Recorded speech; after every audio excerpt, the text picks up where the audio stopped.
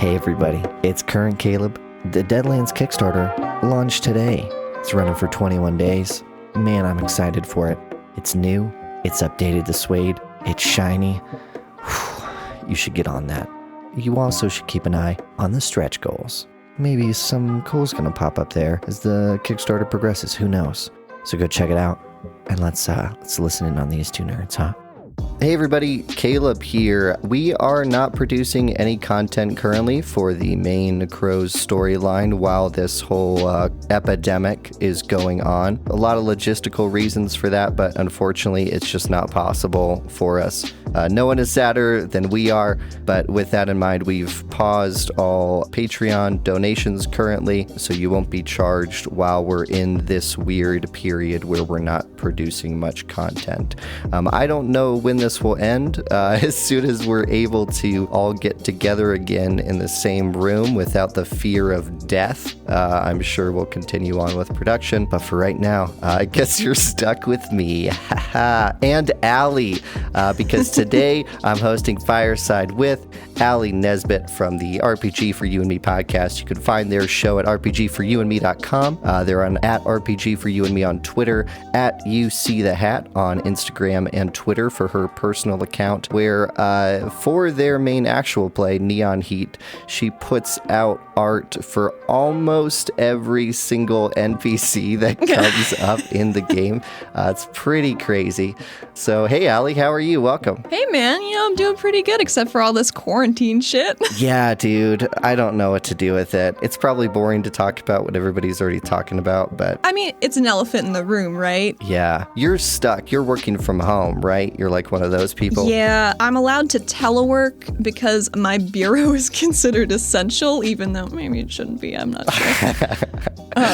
Yeah, I'm essential. I have to go to work still, unfortunately. It's very sad. Oh, man. You're very brave. Very brave. But I still have a job, which I feel bad for a lot of our community right now. There's a lot of people either getting laid off or like just not sure when they're going to be able to go back to work, which is pretty crazy. Yeah. But your production isn't really affected at all by this. I was thinking we had a bunch of behind the scenes discussion with like the Crow Boys about like, okay, what are we going to do? Blah, blah, blah. And then as soon as we finished that, I was like, shit, what are Doug and Alli going to do? And I was like, oh, yeah, they're fine. They live together. It doesn't matter. Yeah, we're in a pretty unique position where, in addition to being like creative partners, we are life partners. So very married and living in the same place is convenient for a situation exactly like this. Alex and Cameron Reed lived together for a while, and during that time period, it was pretty crazy how they would show up to the table and they had already talked about their characters so much, like between each other, if that makes sense. Like they spent a lot of time at their house just like formulating this stuff. When we used to work together, it was the same thing where every day, we talk about, oh, I'm thinking about this for my character. Oh, I got this, lined up for the next thing. Does that get overwhelming at your house? Honestly, I love that shit. That's like, yeah. I get home and then I'm like, Doug, I had this great idea. I don't know if it's like viable at all, but let me run it by you. And he's like, fucking yeah, I was just thinking about that earlier. And I'm like, nailed it. I think James D'Amato calls it personal play. You know that time period in which you're just thinking about your characters and your games? You know what I mean? All day, every day. Is it all day, every day? How do you manage that? Or do you just go with it? Because I'm at a weird spot now where I'm running a bunch of games and then I'm trying to make sure that I'm using my like thinking time that's useful to like brainstorm about the game that I'm supposed to. And I find it really frustrating to have to like break my brain away from what it wants to think about the whole time. That can be tough. I think a lot about stuff while I'm drawing because it's a very time-intensive activity where, like, I could just be watching TV or listening to podcasts, but a lot of time I'm just thinking about what might come next or what I should do, like, for the next episode or arc or what I want Athena to be doing coming up. It's very helpful for me to burn some time with my hands to let my brain think, Sure. We hung out during Genghis Khan, and the thing that was really strange to me is I don't have any creative endeavor that is like a fire. I don't have anything that I have to do or want to do, right? Like the only thing that I could do forever without stopping is probably play video games. I don't think there's any other activity that I could go forever. But I don't know. You did a lot of card tricks at Genghis Khan. Yeah, but for me, it's all like muse-based. I'll get really into a thing for like a few weeks and I'll just be super into it and it's really fun and I can't stop doing it. And then there's like a switch that happens where I wake up one day, I'm like, this shit isn't fun anymore. And then I'll try. Then I have to find something else. Does that ever happen with your drawing? Doug is very similar to you in that he'll get very swept up with a thing, like be it media or just thinking about a thing for a while, and then he'll table it for a while and free up that brain space to do other stuff. But I'm by nature a very anxious person, and anything I can do with my hands to distract my brain from being anxious is wonderful. So drawing is just an extension of that. I mean, editing's the same way. I can just turn off my brain for a while and not think about stuff and just click between the tracks and get rid of stuff that doesn't belong there, clean it all up, good to go. I know when I'm not in a zone, when I'm paying attention to the like timestamp of the episode, and I know I'm in a zone when I look up and I'm like, I just did 10 minutes. That was great. Yep. Same though. Although your editing must be nicer than mine, right? Like you only got 2 people, you know? Yeah, that's probably why I can make longer episodes, is just because it's just the 2 of us most of the time. You put out a ridiculous amount of content, though. I know we talk about this all the time, but it's honestly insane to me. If there's one thread of like all the people on Fireside, it's that all of them are way more motivated to do shit than I am. It's great. I love making content, I think is one of my, drives. Also sounds pretentious.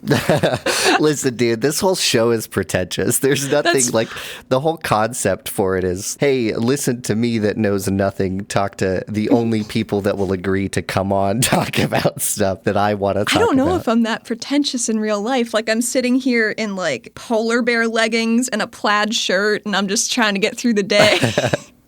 I think the effort to not be pretentious is good enough. At least I'm trying. Plus, you're married to Doug, who is way more pretentious than you are. We can both agree. He gets very particular about some things. Okay, I won't shit talk your husband on this. He's not here. He's playing Final Fantasy 14. Going back to when you're thinking about your character in your off time or thinking about games you're running, what's most of that time consist of? Are you thinking about cool lines your character is going to say? Are you just running through what they're going to do next session? A lot of stuff I kind of rake over in my brain, things that have already happened, and kind of try to connect dots. Because, like, as a player, I have a long time between, like, the start to the end of a season. But, like, last season was 3 weeks in time, maybe? So Athena would be able to think of these things pretty fast, but Alli in the 6 months has forgotten some things. Yeah, that's a huge problem for sure. Cool lines. I don't think Athena has ever said a cool thing in her life, so I don't even have to worry about that. That's most of my thinking power is like thinking about cool shit they could say. Even if it will never come up, it's just like waiting there. And whenever it comes up, it's so sweet to have like a line that sounds written come out of your character's mouth, you know? It's pretty fucking dope. How is it editing a show where you're not the GM? Because with Omen's Call right now, I'm in a spot where I'm GMing it, but I'm not editing it. And something I've done a lot of time on Crows is like I'll fix my continuity errors in post. Like I'll go, like that's not true. I'm gonna take that shit out, or like I'm gonna cut this scene. And it's very strange with Omens to just be like, I guess whatever I said at the table is what's gonna come out. And I imagine for you, it must be strange as well. Yeah, it is a little weird. Basically, I go into each session, like we record 1 session per episode, so we're doing like a weekly session. So when I'm editing the session, it's kind of a chance for me to think over things a little better and be like, oh, what did they mean when they said that? Oh, fuck, maybe I missed something. Oh, no. And I'll end up giving my pre-final cut to Doug for him to give a listen through and be like, actually, could you put that thing back in? And I'm like, fuck, yes, sorry. Okay. Maybe you can re-record a line for me because I took it out because the audio was bad. Sure. So he sort of like comes back through and is... He's the quality control because at a certain point, like... My least favorite part about drawing is doing line art because I don't like how constrained it makes me feel. So to have someone else do the line art for me and then I just get to color the rest of the episode is very good. Is it like a foundation? Is that a good synonym? Yeah, like the first cut of the episode is like the sketch, right? With the loose, roughing it out, feeling what works and what doesn't. And then I give it to Doug, who does like a quality control pass. So he's drawing the lines where I was too lazy to. And then he gives it back to me and I'll just clean it up and post it. Yeah, that's probably pretty nice. Do you go back and listen to your own episodes? Absolutely. Man, I'm not over the sound of my own voice yet. I can't do it. Have you noticed a change in the quality of your editing over time if you've gone back and listened to some of your earlier stuff? Oh, for sure. In our season break, I've been posting some episodes from our Patreon campaign, which was the first thing we recorded when we were trying to figure out our equipment. So it was also the first thing I edited. And I was just like, man, I left in all those garbage words, just that filler shit. What were we thinking? It's not terrible. It could be way better. I really like your Patreon campaign, Absolute Zero, mostly for the world building. I'm interested in hearing how other people react to the show. You know what I mean? More than anything. I'm just a bitch for feedback, man. Yeah, me too, man. Me too. Fuck. I would literally pay people. Honestly, if there was a service where I could pay someone like $1 for 100 words, I would totally do it. I'm a bitch for it. Yeah, I feel that. That's one part of the advice I got going into this that I have not identified with all. Like, everyone has been like, well, you can't let the negative feedback get to you, you know? And it's like, dude, I just want fucking feedback. Like, I just want somebody to say something. Fuck. Did you like it? Did you hate it? Let me know. Yeah. Just I'm posting into a vacuum. Yeah, it's really bad. Chartable helps 0%. Chartable got really fucked by this recent iTunes Oh my god, update. they for sure did. They were when I logged in the last time, a screen just came up that was like, "Hey, we're janked as fuck. We're really sorry." You know you've got a great business model. You're just go, I'm sorry. I'm so sorry. Oh my god. Okay, Absolute Zero is just like set on the surface of this post-apocalyptic frozen world. There's the belt, which is at the equator. Yeah? True, yes. When it's just like the only area that's habitable, although people do live outside of that. And it's like this cyberpunk sort of, I don't want to call it dystopia. Like, it's not as hopeless as Shadowrun or something. We try to shoot for like a hopeful future kind of vibe, because like that's the thing that loses me about so much cyberpunk is that it's like dingy and grimy and nobody in it wants to be there, and we just kind of wanted to make a world where people would want to be despite it being a little dangerous. Sure. My jam is the exact opposite of that. I love like shows where everything is just terrible, grungy, and barely trying to eat rations to survive and shit. But dude, it works extremely well. Just having to wear helmets on the surface and shit. The snow cannon has been so much fun, and the animals and stuff out there. Where I'm getting at with this question is, where did you draw the inspiration from this? Because I'm not sure I can see an analog in like popular fiction. That's actually kind of a hard question to answer, just because this world that we've been building for our universe, it's been in development for like 3 years. So I'm not really sure what influenced specifically the setting. I was building Absolute Zero kind of like location by location for Doug to wander through as his character, because I know like what certain things would pique his interests. So it's kind of like I'm building it for him to have a good time. You know what I mean? Yeah, totally. Because, like, how often do you get to tailor something like that? Yeah, for real. For one person, I think that's worked out extremely well for you guys. I guess this is going to be a common thing of me, like, shitting on your ideas and then telling you how well they actually work. I'm sorry for that, but I just didn't think a one-on-one RPG would work very well, especially in a system that's not explicitly designed for it. I would almost say that looking at it, Savage Worlds does not look like a game that could work for one player, but it works out just fine, honestly. Oh yeah, Savage World's so versatile. In Absolute Zero, Doug doesn't have a lot of like NPC backup either. No, not in the early episodes at least. He's pretty much one-on-one with the world.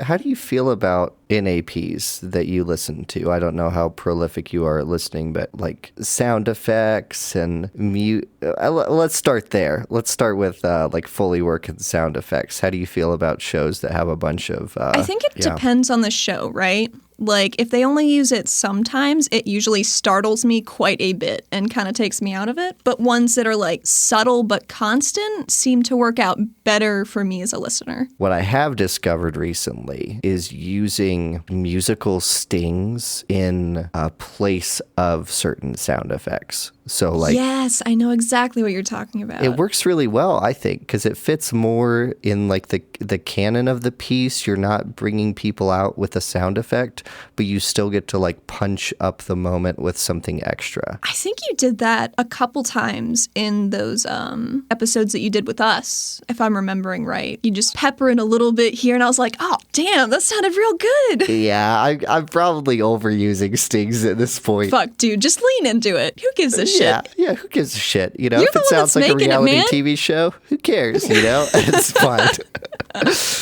You have to be your biggest fan, right? There are so many things that as an audience member, I'm like, fuck, I hate that. And now that I'm editing shit, I'm like, oh, I think this sounds pretty good. On the topic of editing, if you could write past Alli an email as she was getting into editing, what would that email entail? There would be so much. First would be listen to Caleb and learn Reaper immediately. Don't be a fool. Seriously, dude. Because I'm right there with you. I didn't switch for such a long time. I edited the first 7 episodes of Neon Heat in Audacity, completely. Yeah. And I lost so much work because Audacity either crashed or one specific time I edit on my couch, and it's a garbage couch that I can't get out of easily, which is why I get so much editing done at a time. I'm just trapped in this hell couch. Yeah, we have one of those too. It's great. Everybody has a couch like that, I think. But I was trying to get up and I fell back down and my ass landed on my mouse and I closed out of Audacity. And I lost 3 hours of work and I was like, God damn it. Oh, fuck, dude. I was so angry. I just went to the bed and Doug came in and was like, hey. And I was like, oh. Having to edit shit you've already edited. Oh, it's the worst. And it's not as good the second time. Mm-mm. To me, that shit for some reason always happens at 2 or 3 a.m. And it's not a good combination. No, it is not. Recently, my laptop's like, hey, I know you haven't saved, but what if I updated at 3 in the morning while you're asleep? And a fool for not saving like you thought you did. And then I come back and it's nerfed me an hour of content. And I'm just like... Jesus. Ooh. Yeah, that's not cool at all. So you'd say switch to Reaper immediately. What other advice would be in that email? Make sure you're recording so each voice gets its own track, because we were not doing that at first, because I didn't know how to run this spaceship soundboard. Everybody's got to be on a separate track. I mean, there's just no other way. Yeah. Make sure you record when the air conditioner outside of the window is off.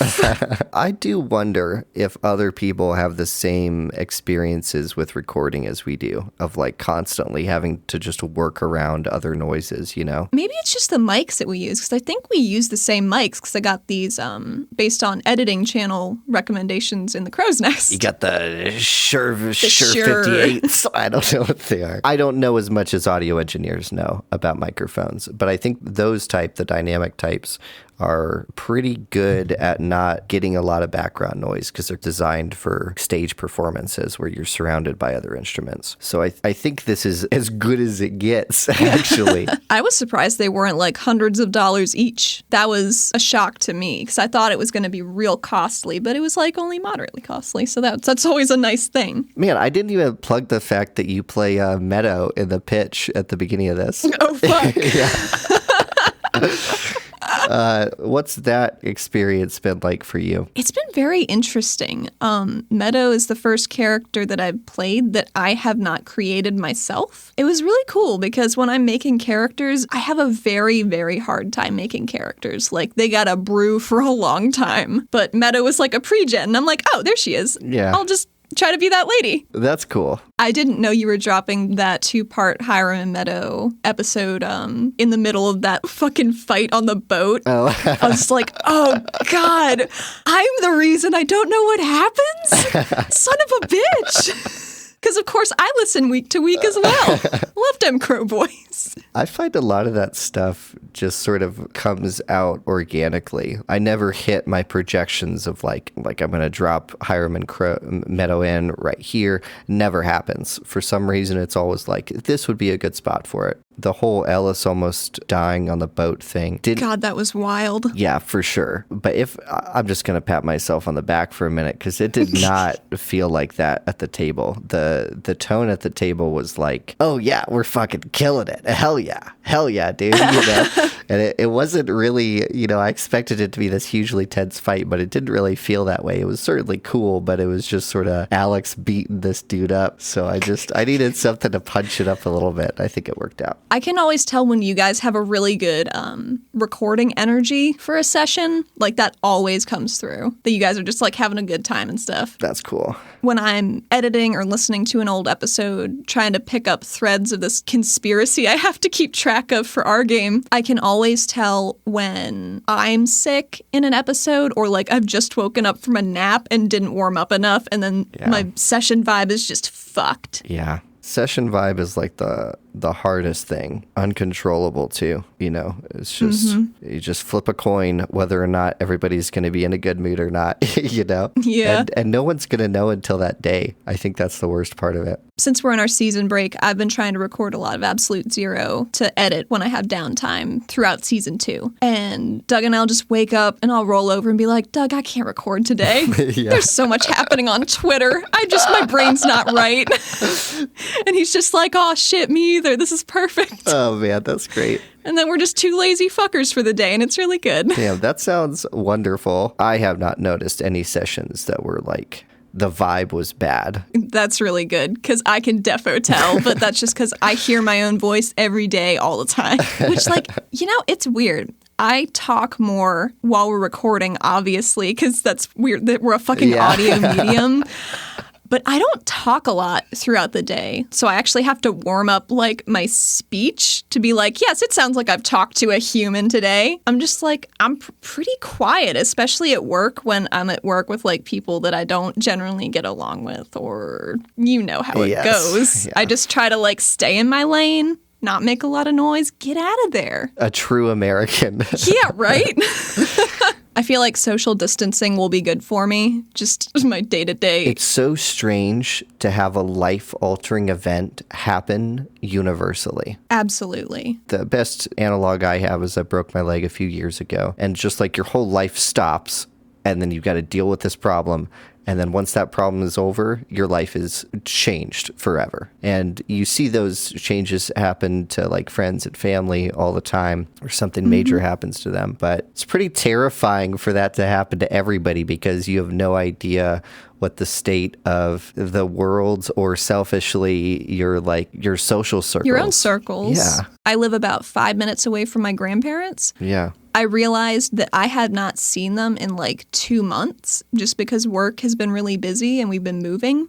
And now I don't know when I'm physically going to be able to like see my grandparents again. So that's kind of weird. Yeah, that's brutal. Actually, my aunt drove my grandma by our house the other day, so I got to see her through the window, which was nice, but also not quite the vibe that you want to give to your grandma. Yeah. Hi, Grandma. Just fucking smoking a joint through the window.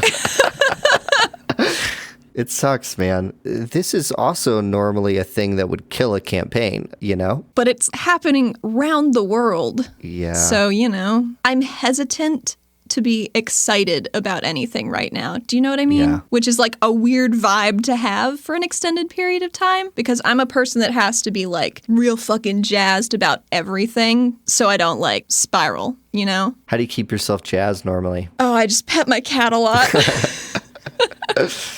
Yeah, dogs are incredible. Cost to happiness, probably the greatest ratio of anything I've owned.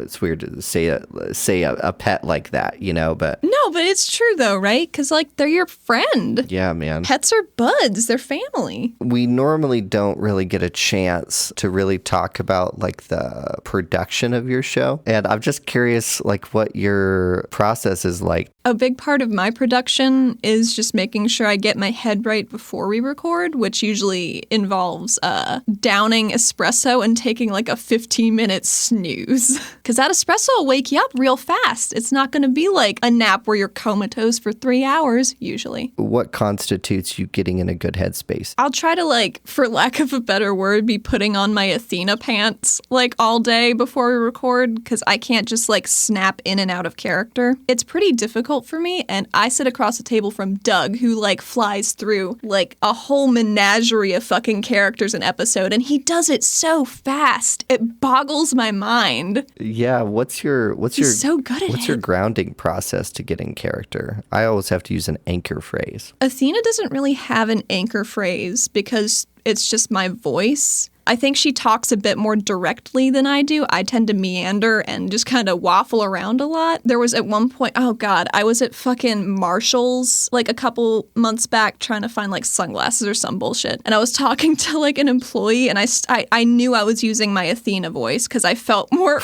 in charge of the situation. And I was like, fuck, was I too aggressive? I don't know. I just wanted to know if these were on sale. Kind of a good tool, though. Yeah. I feel so uncomfortable trying to do that shit, to try to do voices and accents outside of the context of like Friends or an RPG. Yeah, absolutely. Doug and I will just walk around the house doing really bad accents because it's super fun when nobody else is listening. Yeah. My wife does not share that opinion, but that's fine. You know, not everybody does, apparently. There's a story Wayne Brady tells. He's talking about him and his wife's relationship. He tells it from her perspective where like they lived in a studio apartment at the time, and she just like slowly wakes up at midnight to a strange noise in the house. And Wayne's just in the corner like hunched over doing a voice to himself in the dark. And that pretty much sums up my experience. It's just like staring in the bathroom mirror for like 10 minutes trying to get a voice down. I can relate to both sides of that. Oftentimes when we're recording like a battle thing, I will come back the next day by myself to do like supplemental noises, for lack of a better word. But I cannot do them if Doug is even in the house. I have to be completely alone or I can't get that like, I can't get the vibe going. I don't know. Do you feel like you're an actor? No. Do you feel Not at all. Not at all. Okay, cool. Yeah. Because, like, here's the thing. I couldn't, if anybody but Doug was on the other side of this table physically, I couldn't do stuff like this. I don't think milquetoast is the perfect word to describe me outside of, like, doing fun things I enjoy. But, you know, shit, some people might think that, and I'm cool with it. I think that's fine. That's what RPGs are about, given an avenue for us to express that creativity without having to be a fucking professional, you know? Yeah. Do you consume less content now that you're making content? I don't know that I consume less content. I definitely consume different content. I definitely listen to less APs than I used to. I don't want to like muddy my mental waters with like ideas that aren't mine. Like I don't want to accidentally like jack anything and not realize it. I'm so scared of doing that. When I'm editing and I'm on the couch, like I'll just have like King of the Hill or Bob's Burgers on the TV in the background as like noise radiation. I don't know why those two shows don't pull me out of it, but they're wonderful. I didn't even know you listened to watch TV shows during. That's crazy to me. I don't watch them, but like if I look over and it's a bit that I like, I'll like take a hot sec and give my brain a break and be like, oh, fucking hilarious. I'll go back to what I was doing. I guess I do that too if I'm editing when Jess is here. Do you listen to music? I don't. It's a game changer, man. My problem with it is my rough cut is where I get basically everything done. And my rough cut is my only time where I listen to the complete audio from start to finish. And then once I'm done with the rough cut, it's all kind of fun work, you know, like cleanup doesn't take very long and I'm adding musical markers. And then once I'm doing music, I can't listen to music. Yeah. I guess I could listen to my full episode before I've released it to the public and that would allow me. You listen to the rough cut, man. I don't know how it works for you, but I'm sort of like scarred by how bad bad it was before I edited it. You know, like if a combat is super slow and clunky and we're looking up rules. Oh my God, dude, combats. Ugh. Doug knows I hate editing combats so much, but I look him in the eye and I'm like, don't you give me less combats because I want to fight things.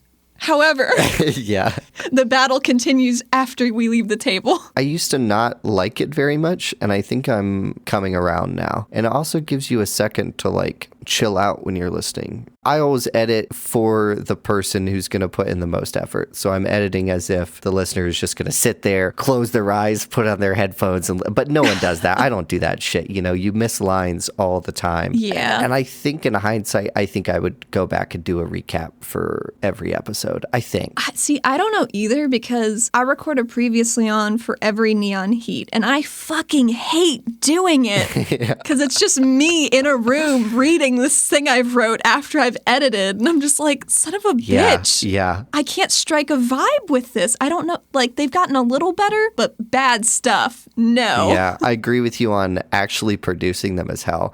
And two, you're right that it's at like the fucking end of your process where you just want it to be over. I'm so tired. Your guys' music is fucking great. Most of it's like Bandcamp artists, right? Yeah, honestly, most of them I've found through Spotify. I think Doug found Crockett, which is the main artist we've been using. He's fucking phenomenal. It's exactly what we needed because I don't think our show would be as listenable without music under it. I think combat definitely needs it. Either you're punching up really cool emotional moments or you're covering up the shit that would not fly without music under it. Like imagine, have you seen Star Wars? Have I seen a Star War? Listen, okay, I don't know. I'm trying to be...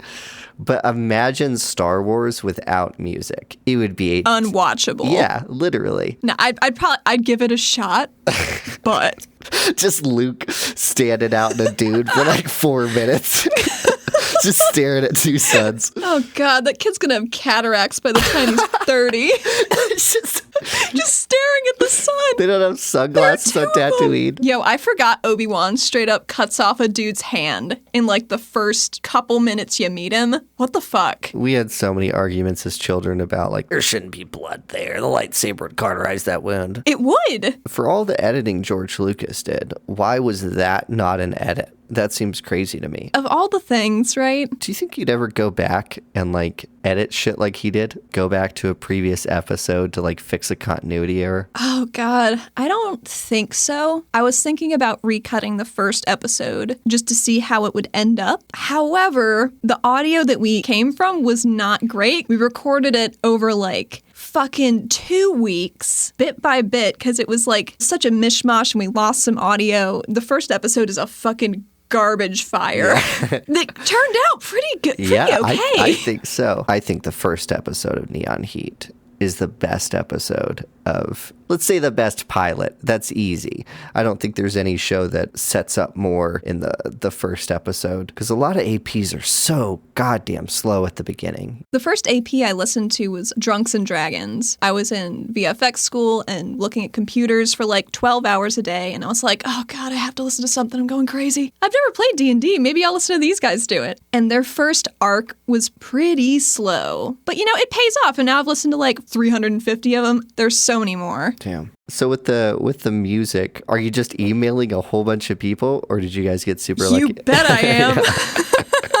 It's kind of a shotgun approach, right? You find a bunch of really cool artists, and you hope one of them says yes. In our case, like 3 or 4 of them said yes, and that's amazing. They're all so chill, and I want to send them like a bunch of merch once we actually like have it made as a thank you, and I like buy all their discographies and stuff, and I recommend them to literally everyone I meet. So I hope I'm putting in the footwork. The dream is, of course, to have them score every episode for you. Oh my God, yes. God, that'd be incredible. Even if we could just get like a battle theme. Yeah. That would be so fucking cool. Yeah, man. When you're putting in music, what is your thought process behind it? Are you like specifically choosing certain tracks that like run through certain character moments or anything? Absolutely. I have just a playlist of different vibes that I tend to go back to, but there are definitely some, even in the first season, which have started to repeat more and more towards the end, and I'm hoping it punches home some of these moments, but I don't know if it is because I'm not listening to it for the first time, you know? Yeah. I don't know how much of those, the musical themes come through either. I do wonder. Doctor Who is probably the best example I have of a show that just like, it really grinds you with the same music over and over again to a point where you're like, oh, I know how I'm supposed to feel right now because this music is like... Oh my God, dude. On Once Upon a Time, let me bitch about this show for a hot sec. Please do. I have not watched the last season of this show because it should be a whole different series. I'm not even going to get into that right now. It started out pretty good, and then it just kind of devolved into like, oh no, we've been cursed again. We've lost our memories for the 5th time. Another dark curse in this small rural town in Maine filled with fairy tale characters. Ugh. Fuck, dude. They played the same music every goddamn episode. Damn. And I'm just losing my mind. Just now we're getting to a point where I have like music to play with. We have had so little up until this point in Crows. It's been really, really fucking annoying. It's been super impactful how you've used it, though. Thanks, like, as buddy. a listener, wow. It's been very good. Thanks, buddy. Wow. No problem, pal. There was the moment in the episode where Hiram's going back into the Yeah, into the mansion, into the kitchen. Yeah, into the kitchen in the mansion when you were playing like a song that we had heard on Crows before, like attached to The Boys. That was really cool. Like that played and I was like, oh fuck, cause he's the Crow, man. My coworker's like, Alli, I don't know what you're talking about. I'm so happy. That's exactly what I wanted. That's a huge compliment. Thank you. It was real good, dude. That session was a lot of fun to play. We were just jazzed to be there, man. They always end up going longer than we think they will, but like, I think that's because we all have a similar storytelling style preference where we just have a bare bone outline and just kind of roll with the punches as they develop. Yeah, totally. We do a lot of out of character discussion constantly.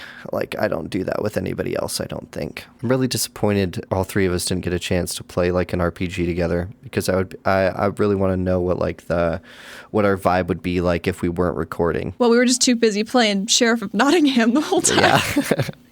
I got some new bits for that game. I'm real excited. They came in the mail. Nice. Which I can't play, because it requires people. Yeah. I bought like fucking 2 new board games right before this shit went down, which has been the most frustrating part. Sad days. Kickstarter really got fucked by all this, huh? Shit, I would assume. I mean, I remember when we were playing, what was that deck builder we played while we were at Gamescom? Ignite? Yo, Ignite was super fun. I love deck building games. But I remembered overhearing that he was like, yeah, because of the situation in China currently, I don't know when the factories are going to be back up, so it might be a while before we can distribute things. And I was like, oh shit, you're right. Yeah, it's not good. I keep looking at it. Cool ass game. Surprisingly quick. The value is crazy too, like those miniatures on the side. Man. Yeah, oh my gosh, it's going to be amazing when he releases the full thing. We're in a golden age of board games, for sure. And they're all so beautiful. Yeah. Like from an art design standpoint, flawless. They're putting in the work. Why is that occurring? Why is like board game art been so bad for so long? I was probably just like the same 6 fuckers drawing it, right? Just like comic books. It's all the same man. It's like in those fucking Don Bluth movies, like Anastasia and Thumbelina, I think was one of his. Titan AE. The same man as in every one, just with a different haircut. And I'm like, come on, Don. Diversify. I know you went to Cal Arts, you son of a bitch.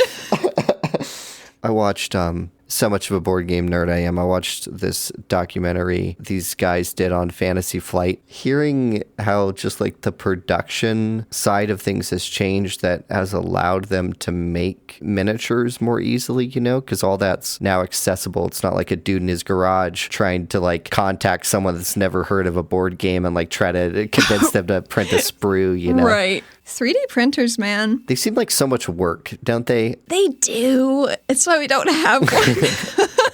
I don't want to sand that shit. I don't want to have to clean up support beams. As a person who had to sand a lot of bullshit in various art colleges, it wrecks your fingers. Oh man, I was painting our closets and I had to yank these weird shelf hanging implements out of the walls and I ended up needing to spackle over it. I was so pissed that I had to go and buy more sandpaper before I could paint. I was like, I know I have it. I know we just moved, but damn it, I'm not looking for it right now. I can't stand any of that shit because I was forced to do all of it when I was a kid for so long. Like, I've painted so many fucking houses. I don't think it would be advisable for me to try woodworking on account of how clumsy I am in general. I just bought a Japanese saw which cuts in the opposite direction from American saws. What the fuck? So normally a saw cuts on the push. These Japanese saws, they cut on the pull. Oh, that must be really weird. I haven't tried it yet, but I always hated, I was real bad at sawing shit too. And that's something I always felt was like, fuck, I wish, like I would always try to like pull it. And my dad would be like, no, you got it. That's not how it works. I was like, why not? And now I've discovered why.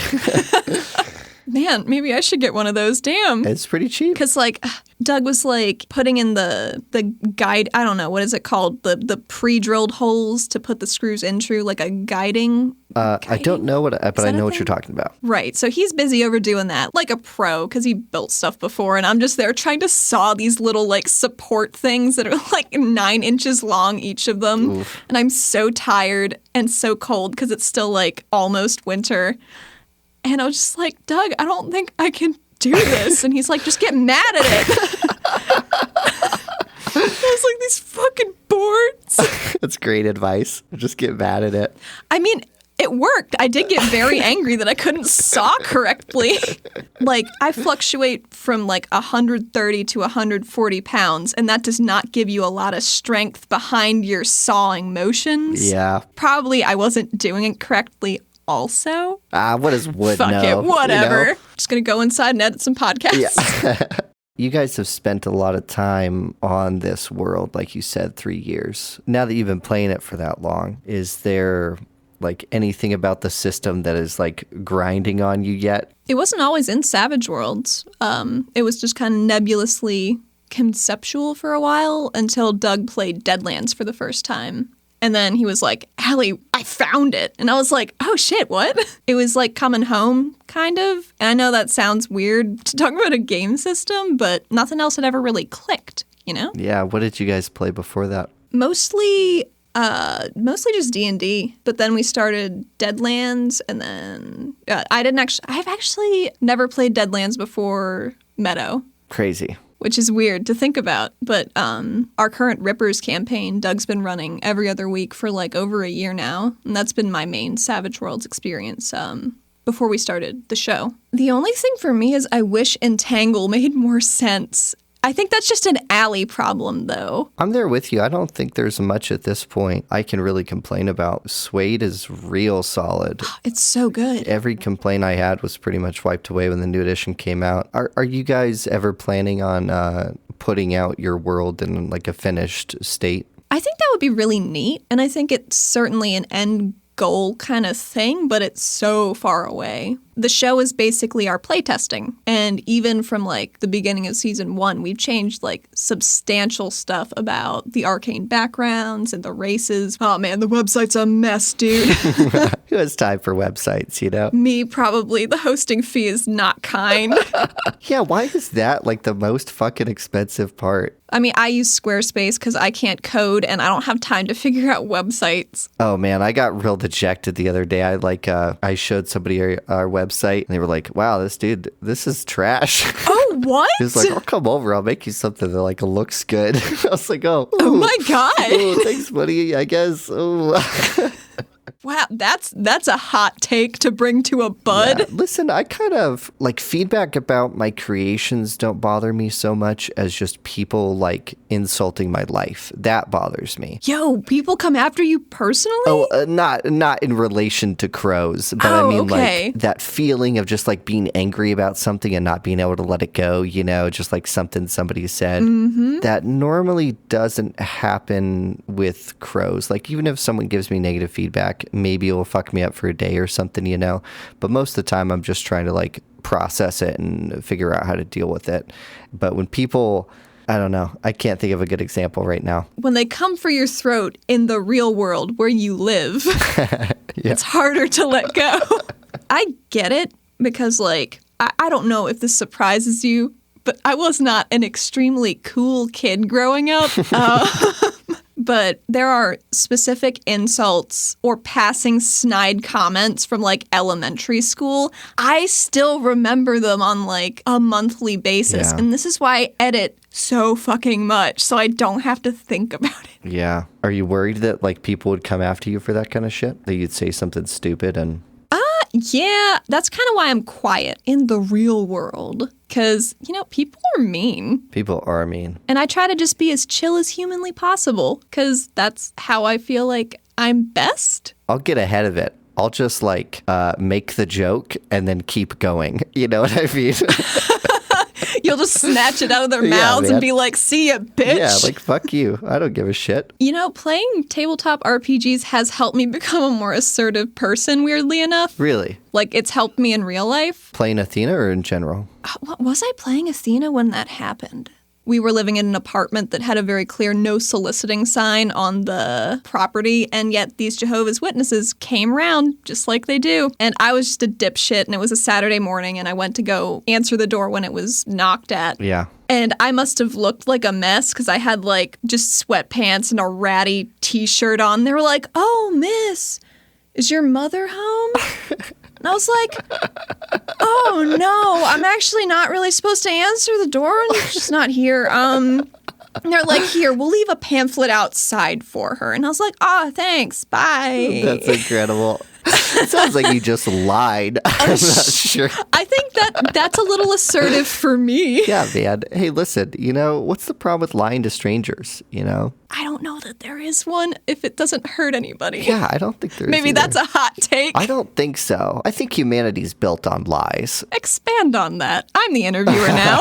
I think everything stops functioning if everyone was completely honest all the time. I think the moments for complete honesty are like when, if you didn't speak up, things are going to go awry, or if you're directly confronted.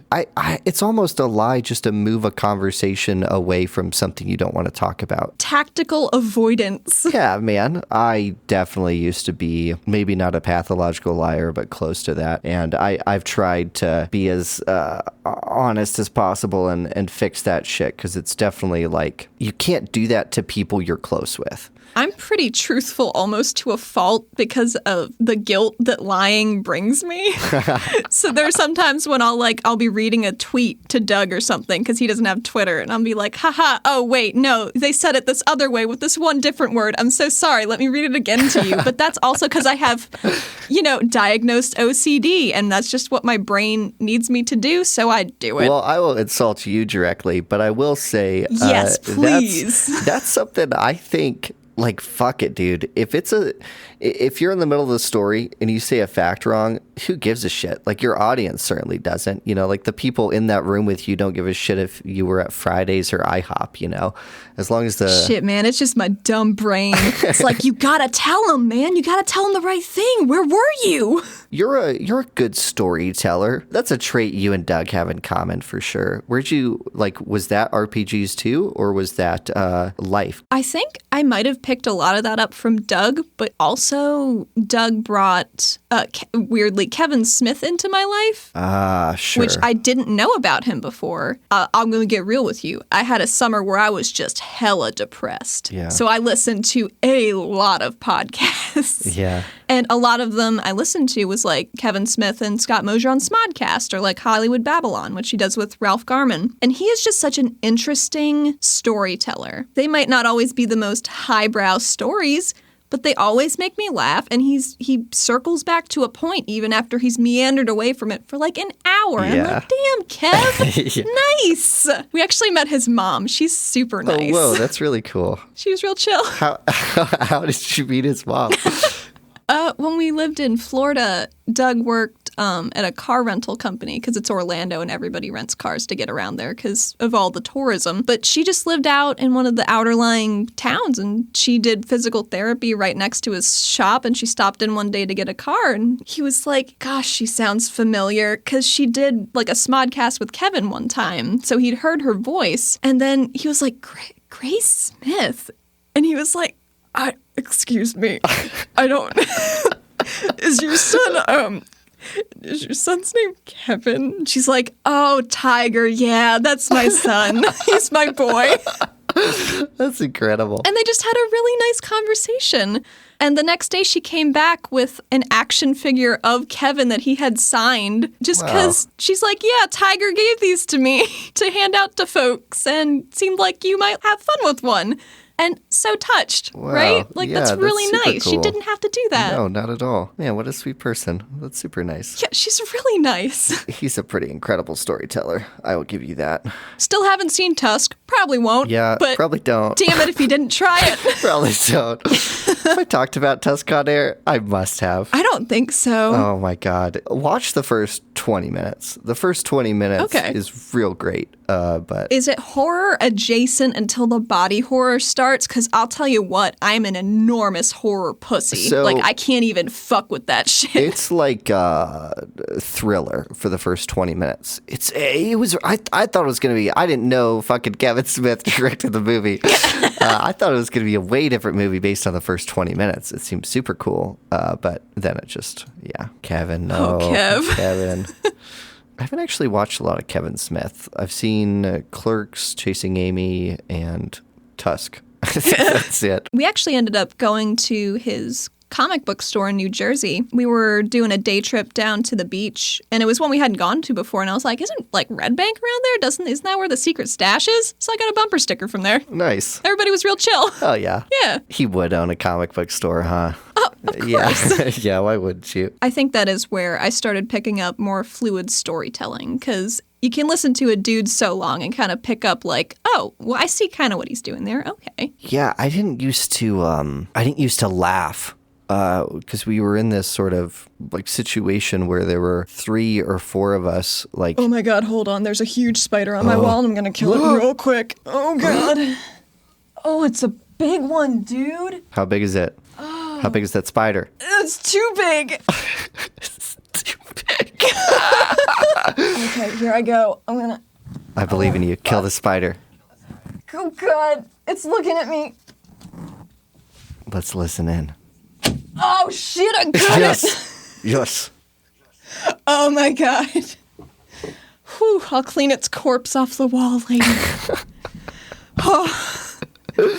Dude, I rescued my cat while she was asleep from a spider that was like gunning for her the other day, and I felt so proud. What the fuck? Like it was gonna crawl on her? Yeah, it was going right for her. What the hell? I was like, hell no, Mr. Spider. What? No, sir. Why would spiders climb in like her or fur like that? I have no idea. Damn, man. But like, we have a wood stove, right? So we're bringing in all this wood. We're gonna bring in some spiders. Oh shit! Yeah, are you guys using gloves for that? What? Like, are you using gloves to bring in your firewood? Do you have brown recluses where you live? You know, we do. Listen, buddy. But we should probably get some gloves. Listen, buddy, my brother got bit. It was not a good fucking time. Yeah, they're not very conducive to living. Yeah, I don't want to be your mom or whatever, but like... No, I mean, I use the gloves that Doug uses to like split the wood because it's not like small kindling chunks, so you got to split some of the big ones. Yeah. But I just don't want to get splinters. Yeah, that's fair. I think any gloves work. They can't puncture through a lot. I don't know. I've been playing a lot of Animal Crossing, and those fucking tarantulas, harrowing. My wife wants to get a tarantula. I'm not sure how I feel about it. I mean, I know how I would feel about it. Yeah, I think that's my problem. I'm not okay with like half of the population walking in and being like, what the fuck? Why is that in here? You guys live like this? Yeah. Well, that would be their reaction to the house. And then they would see the spider. And then they'd be like, oh, Hufflepuff, nice. A guy did that once. My fucking neighbor did that one time. He walked in super drunk. He was like Frank and Always Sunny in Philadelphia. He walks in and he's like, man, I want to live like you guys do, just in squalor. Oh my God. Who the fuck says that? I know, dude. It was fine. It was fine. And so I constantly questioned, like, oh my God, like, how bad is my house? Like, this dude's super drunk. I've seen your house on Discord calls. Doesn't look bad, man. Yeah, it's fine. I'm sure. You got some tapestries up because you're tapestries. living. Yeah, dude. I'm recording in a blanket fort because our acoustics are terrible. I wonder how many people have built blanket forts during all of this. I hope a lot. They are cozy as fuck. I think I'm too big for any of that stuff now, you know? You know, when you guys were picking us up from the airport and you hopped out of the car, he was like, oh, he's so tall. But he said it really quiet. Because I said the exact same thing. I don't think about it as an identifying trait, but it is true, I guess. It's really fucking annoying normally because short people just kind of assume everything's better for you. What? And then, yeah. Is that for a real. thing people assume? Yeah, they do. Oh, it just must be so nice. I've heard that so many times. And it's like, dude, I can't take a bath. You know what I mean? Like, it's not possible. Like, I can barely take a bath. And I'm like average woman height. You get back problems. No sinks are the right height. No tables are the right height. No counters are the right height. Our table in here might be the right height for you. Actually, it's a bar height. Ooh, nice. Might be good. Honestly, bar height tables are real nice. I like being able to tuck my legs up and not think about the floor for a while. Is the idea of a standing desk entirely revolting to you? Oh, absolutely. Because A, I'm very short, and B, I have genetically terrible knees, so I go out of my way not to aggravate them. Yeah. Which is probably why I'm so out of shape. Yeah, by aggravate, you mean stand. Yeah, I try to avoid that whenever possible. Hey, listen. You know, I was on the elliptical the other day for like 10 minutes. Wow. And I did not throw up. Wow, that's so I am getting there. Pretty good. My lack of bicycling this last week really got to me. That was rough. Yeah, you do that every day. Yeah, man. I got angry. Like, I got physically irritated. I got a headache and we have a exercise bike. So I started doing that and it kind of worked, but it's not the same. So it's good to be back on my bike. Well, I mean, you are sick though, right? Like, take it easy on your body, dude. That's true. Gotta heal. That's true. I've also hopefully quit smoking. We'll see. I haven't had a cigarette in a Hell week yeah, and a half, man. so that's cool. But that's probably a part of the headache, I imagine. But who knows? Yeah, that would do it. Yeah. Doug quit smoking very shortly after we started dating. And it was the weekend that Borderlands 2 came out. So he just got super drunk and played Borderlands 2 all weekend. And he kicked it. And that was it. Nice, man. Sometimes you just need Borderlands, right? Yeah. And the alcohol, I suppose. Yeah.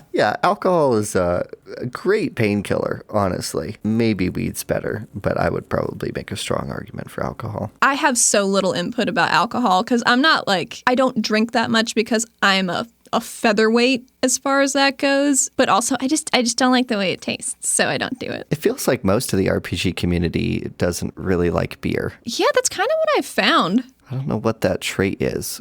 It's strange because you always hear about the beer and pretzels sort of vibe, but I'm not sure if that's just not there anymore or if it's just not the circles I'm following. I don't know. We've been playing this Descent into Avernus game since October. In D&D, everybody's like, oh, well, I'm going to the tavern and I'm going to get smashed. But we're all just drinking iced tea. But that's what, Kruk the Barbarian fighter would do. Yeah, man. I always drink soda. That's my biggest vice. And I showed up to a new RPG group and I brought soda with me, So I came and I sat down and everyone was drinking tea. And that's all they drink at that table. And it was so strange. Okay, was it iced or was it hot? It's hot tea. What the fuck? Yeah. Who does that? It's like tea. It's like the tea with milk, It's like What? I know. And they're Americans. I know. I worked at several coffee shops, and I've never actually had someone to my face ask me for a tea latte, except for maybe one old lady. Wow. That's wild. Although in coffee talk, everybody wants milk in their tea. I don't get it. Oh, God. Have we talked about coffee talk? No, we haven't. Okay. Do you want to pitch Coffee Talk to people and then we could talk about it? Hell yeah. I love Coffee Talk. I'm only like halfway through it, I think. You're in Seattle in 2020 in like an alternate reality where like fantasy races are just chill. They're just everywhere. It's great. They're still humans, but you, the main character, you're not a silent protagonist, but you own a coffee shop. It's a visual novel where you get like coffee making mini games to increase social links with your customers. It's just fucking dope. It's really It's kind of weirdly voyeuristic. Yeah. You have not finished it? No, not yet. Okay. I suppose we shouldn't talk. Animal Crossing. Okay, that was that makes just... sense. Okay, I suppose we should talk spoilers anyway. It's a very short game, really good, but I don't have any experience with visual novels, so to me it was just breathtaking. I felt so engaged and connected with all these characters, and it's all like text, there's no voice acting, and so the main sort of person that visits the coffee shop, Freya, I think her name is. Love Freya. What a scamp. And it's all character design is what it feels like. Yeah, it's all pixel art. The writing's okay, but the art is incredible. It just breathes a life into it. And the music is wonderful. I've started to listen to just a bunch of lo-fi after playing Coffee Talk. Yes. It's so relaxing. I was talking with Isaac earlier today about weird music genre choices for APs. Mm-hmm. Like if you could play a D&D game and then score it with lo-fi music. I think that'd be pretty fucking dope, it's really dude. Cool, right?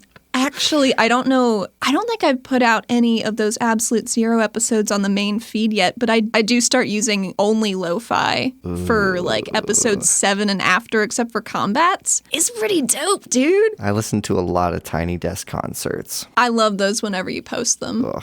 I try to only post like the ones that are like I watch all of them, but I try to post the ones that are like maybe this will make someone listen to all of them. Right. I fall into a trap where I forget they exist until you post one. Something I miss about this old forum I used to visit, which is like the only community I've ever really engaged with besides the Discords I'm on now. There would just be this one section of the forum where people would just post cool videos, and there wasn't like a topic that they had to post these videos around. It was just like cool videos. Cool videos, yeah. And like the good yeah. ones that generated a lot of comments would stick at the top for a while. And it was such like a really cool curated list. I think it would be cool if people started doing that, but I don't know how to influence culture in that way. Shit, man. I barely even know how to run a Discord server. So if you find out, let me know. It's great. It's so much fun. I love Discord, dude. Like, it's my first real online community that isn't like, Facebook or some garbage. Yeah, this is going to sound so mean, but like there's like not a lot of bad nerds. My experience has really been just kind, genuine, normal people that play RPGs and are really excited about RPGs. It's really nice. How long have you guys been playing RPGs? Doug had been playing them since, I think his first one was Vampire the Masquerade, which he did on an online server, text-based, before we even met. So substantially longer than me. I think I only started after we moved back from Florida, so maybe four years? What's on your RPG bucket list? Like, do you have anything that you're burning to play? Maybe just Savage Worlds. I'm a pretty simple... Here's the thing. I really appreciate Savage Worlds for its sort of modular character creation. There are no classes, which takes away that stress for me. I can just be like, oh, I'll just start with hindrances and I'll start building my character that way. I think that's a cool way to do it. Yeah. But I'm going to get real with you. I'm super bad at math. So the fact that I have to add lower numbers is such a boon to me. And that's not to say, like, I passed math in college. I can do algebra. I'm just so fucking bad at quick math. Is it annoying for you as a player if, like, somebody does your math faster for you? Absolutely not. I'm so grateful. In our D&D campaign, I'm casting Fireball constantly because I also have a magic item that lets me do that. It's amazing. Oh, man. But I'm adding, like, like 10 fucking D6s or whatever. So I'm just like grouping them in like little rows of 10. I'm like, I'll get there eventually, you guys. Sorry for saving the day again. There's a fucking spell in Pathfinder where you have to like roll dice and then find the most amount of prime numbers you can find or something. Excuse me? Yeah, I never understood it. I played in that game for like 2 years and I never understood it. Dude, that made me sweaty, anxious just thinking about that. That's where I draw the line, okay? I draw the line at prime numbers. Maybe I should just make Athena more like untrained at more things, so I'm just rolling D4s constantly. It's kind of cool in Savage Worlds that you're always okay at things, like with the wild die. I don't know how to say this. I think the most important thing is how a system makes you feel. I don't think having a perfectly balanced system matters. I think the only thing that matters is how it makes you feel when you're playing it. And Savage Worlds constantly makes you feel like you're about to fail and then you don't. You grasp it out from the jaws of failure. It's time, triumphant. Man. Yeah. And all of that, I think, comes from the wild dice and exploding dice. Oh, absolutely. Like, it just tricks you. It's like, I've only got a D4 in this. And then it's like, well, I mean, you actually have like a 60% chance of success or something. Well, I'll tell you about rolling failures because I have quite an experience with that now. So for Neon Heat, I am the only player, which means I roll a fucking lot. But even so, I managed to roll a crit fail once to twice per episode. I use different dice. I don't know how this is happening. She's not wrong. I'm looking at them now. Listen to these bastards. These betrayers.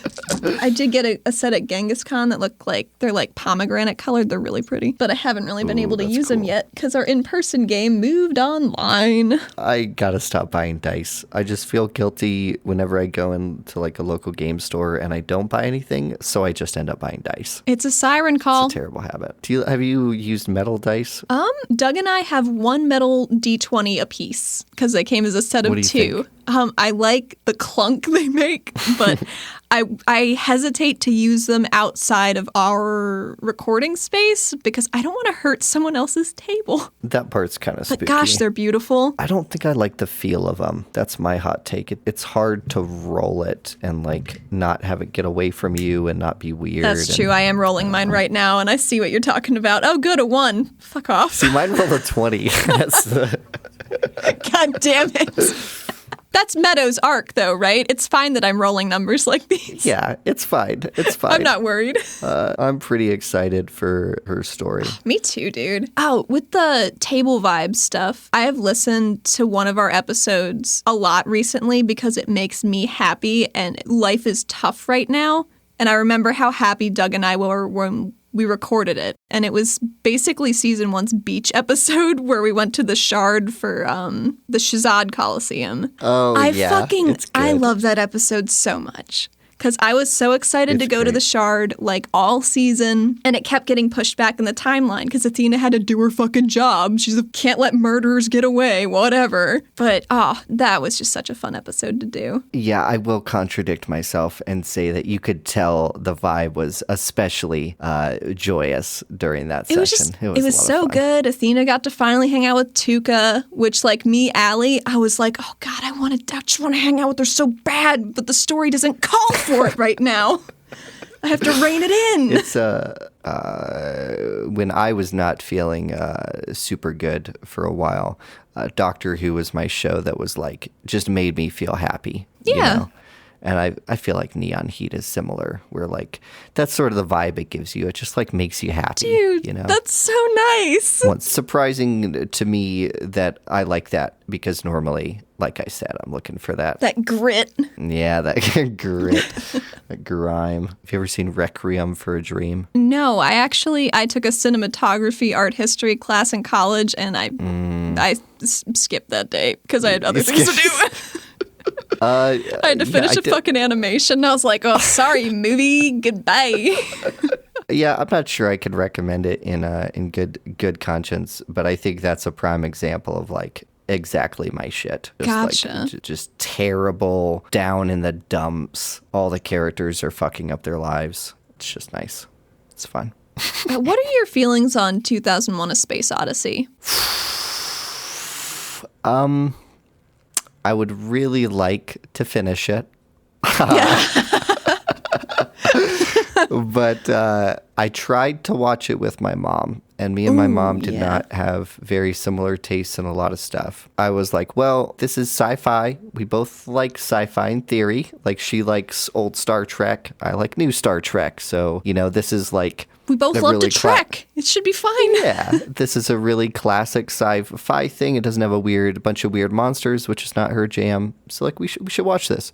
And then we watched the first 20 minutes. Oh, God. Where nothing happened. And I just couldn't take it. I think I have too many modern sensibilities to try to watch it, unfortunately. That's my take. I think that's a pretty good take, and it's very analogous to mine. Because a lot of people... love that movie, and I had to watch it for school and do breakdowns for it, and I was just sitting there, and I remember I was leaning forward in our tiny Florida apartment with like my fingers on my temple and my thumbs on my chin trying to keep my eyes open because and I was like, Doug, how much longer is this movie? And he looked at the runtime and he's like, do you really want to know? Here's the thing, there's a good movie in there. It's just end capped by some weird shit. Like, I think maybe this is a hot take. I don't know. I can see what they were trying to do with the beginning and the end. But, like, in the middle's a good movie. Some people just aren't going to see. Well, maybe I will go make an effort. Don't let me persuade you. Okay, well, then I won't. I won't. Good. There's so much modern shit I haven't watched. Like, I just watched The Martian 2 nights ago. I've only seen bits of that, but I really liked it. I watch a lot of Tested, Adam Savage's Tested. Anytime he gets really into a movie, I end up liking that movie, mostly because he's getting me hyped for it, I think. But that could be it. He, like, really only follows movies that are doing cool shit. The most recent movie besides that he really got into was Blade Runner 2048. Shit, I haven't seen either of them. Man, I think you could, well, I know because I did. You can watch the new one without watching the old one.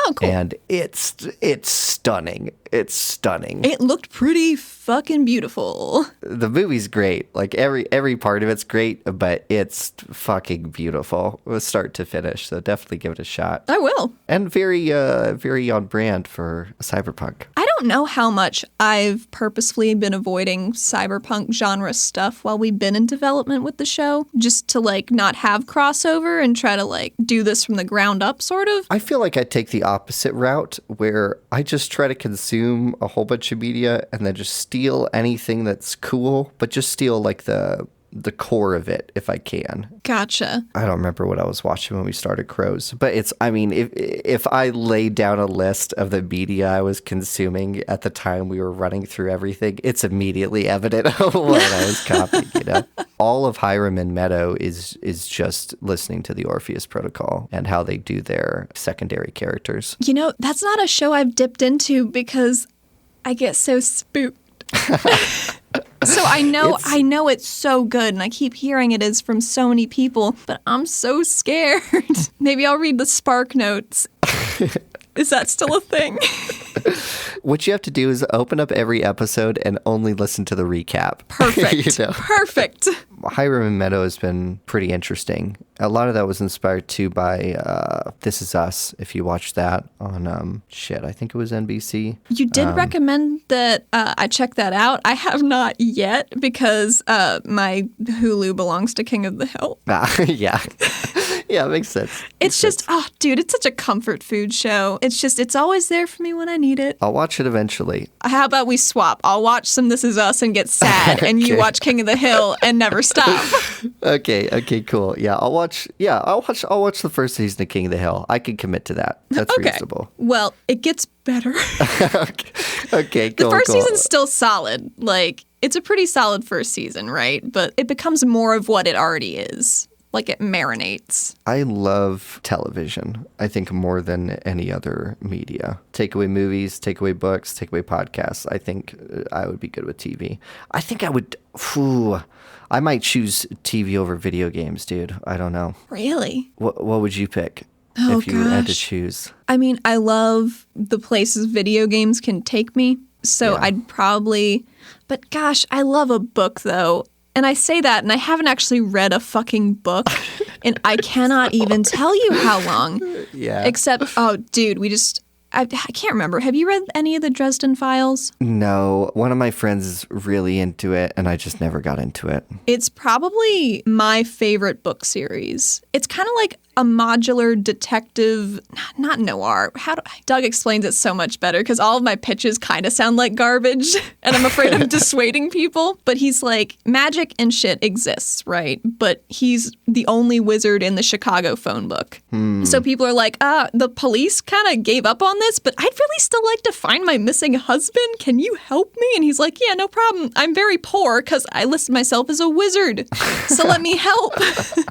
What kind of character is he? He's kind of a mess. In the late season 1 for Neon Heat, I turned to Doug and I was like, fuck, I ripped a lot of Dresden for her, didn't I? And he was like, I wasn't going to say anything. He's kind of a solo dude because he's not very trusted within his own organizations because of circumstances that were sort of out of his control, but he's just doing the best with what he's got and making friends along the way, and a lot of enemies, mostly enemies. It's so long, though, dude. It is really long. So intimidating looking at series that are like 6 or more books. I'll tell you, though, like, the audiobooks are so easy to listen to. Well, we've been talking for a while, Alli. I think we got to stop. Thanks for keeping me company in quarantine. You want to pitch people where they can find you? Yeah, sure. And also, no problem. Happy to be here.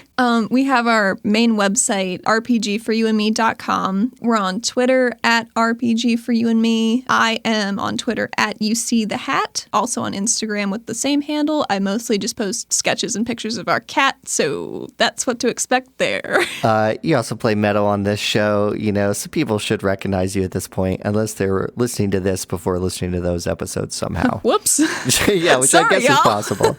Oh, shit, I forgot our Patreon. Yeah. Oh, my God, what is it? I think it's patreon.com/RPG for you and me. That sounds right. I'll trust you on that. And, I'm on that Discord. Go support them. Come say hi to me. If you're currently not following us on Twitter or on Discord, I don't know what to tell you. Updates are going to be weird and few between, while this whole thing is going on. I'd say right now the Patreon's paused, but I think you could still sign up and get access to our Discord without having to give us any money. So if you want to do that and come say hi and keep updated, give that a shot. If not, follow us on Twitter, or if you can't stand it and we haven't talked in a while, you can send me an email at soundslikerows@gmail.com and I'll email you back with the information. Copy pasted from the last person that asked. Yeah, stay safe, everybody. We'll try to get some content out soon.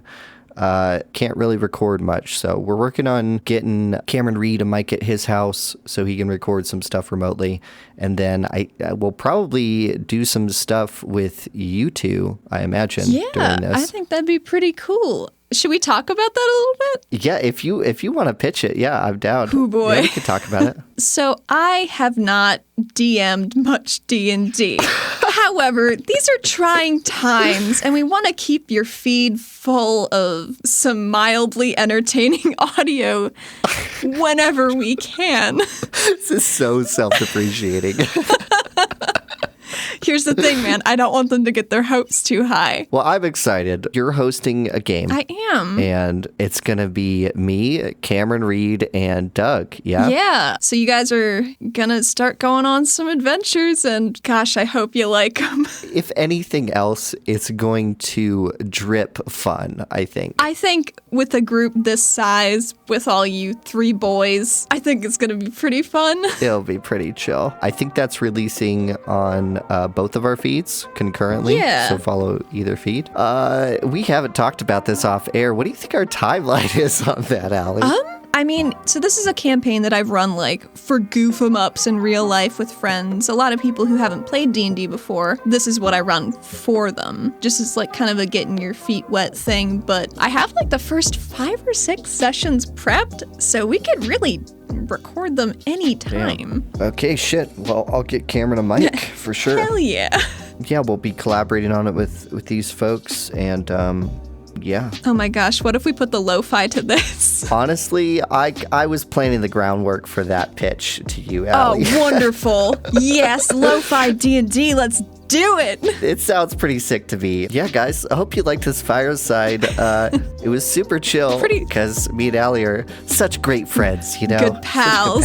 I'm pretty sure we only talked about RPGs for like 30 minutes, so sorry, RPG guys. crap. Sorry about that. Okay, all right, that's it. Bye-bye. All right, bye, guys.